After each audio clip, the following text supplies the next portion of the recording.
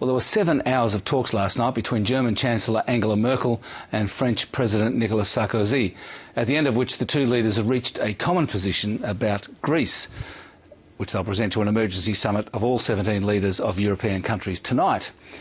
But they didn't say what the position is, for or against bailing out Greece. The market seems to think it's for. European shares generally rose, and those in Spain and Italy jumped 3%.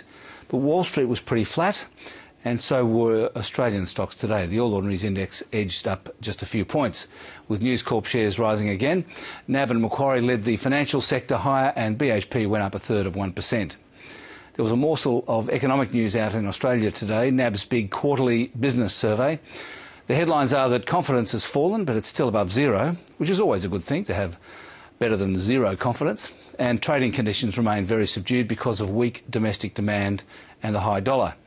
The Chinese economy is also subdued. In fact, it's sharply weaker. There was a PMI manufacturing survey out today, down to below 50, which is the number that divides expansion from contraction. My second graph tonight puts some context around the US debt ceiling debate. While politicians argue about cutting the government debt, the people are already doing it. The household debt to GDP ratio is down from 100 to 90%. The ratio of consumer debt payments to incomes is the best since 1994, and mortgage delinquencies have dropped 30% in 2 years. Don't forget, you can find these graphs on Twitter. Just search for my name. The Australian dollar was steady against the US dollar today, but the euro was a bit stronger ahead of tonight's summit. And that's finance.